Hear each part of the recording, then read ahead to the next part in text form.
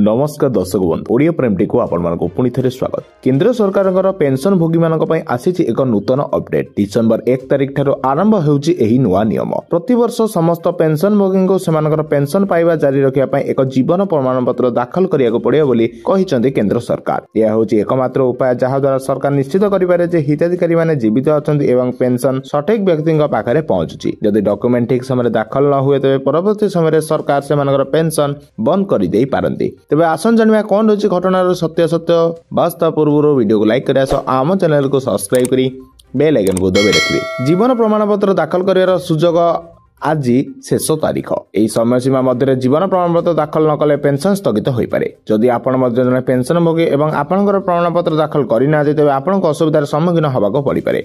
जीवन प्रमाण पत्र दाखल करियार अनेक उपाय रही। लोक मैंने प्रायतः बैंक को जाई फॉर्म पूरण करते और दाखल करते, किंतु यह एकमात्र विकल्प नुहे। वर्तमान डिजिटल विकल्प गुड़िक बड़ साहय विशेषकर यात्रा करेंगे कि ना से लोक मैंने ऑनलाइन जीवन प्रमाण पत्र दाखल करेंगे। यही सुविधा आधार आधारित मुह प्रमाणीकरण व्यवस्था उपलब्ध करा सुविधा केवल मोबाइल पर इंटरनेट संजोग आवश्यक। पेंशन भोगी मैंने मुह जांच कर किछि मिनिट मध्य एक डिजिटल जीवन प्रमाण पत्र दाखल करेंगे। आपन जीवन प्रमाण आप ग्रहण करी आपन जीवन प्रमाण पत्र दाखल करेंगे। यह प्रक्रिया समाप्त करने आपको आप डाउनलोड करा पड़ो और आपंकर आधार सूचना और फेस आईडी द्वारा यह व्यवहार करा पड़ो। वयस्क गतिशीलता समस्या लोक मानी डोज कोपिंग बैकिंग उपलब्ध रही।